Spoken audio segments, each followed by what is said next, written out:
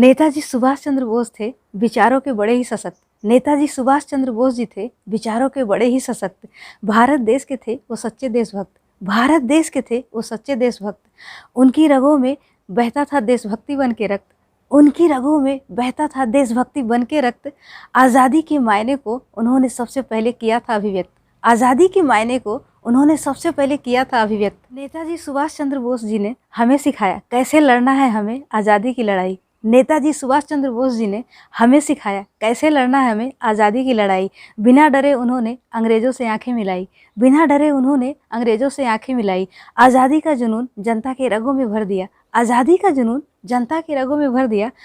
नेताजी की जयंती की आप सबको बहुत बहुत बधाई। नेताजी की जयंती की आप सबको बहुत बहुत बधाई।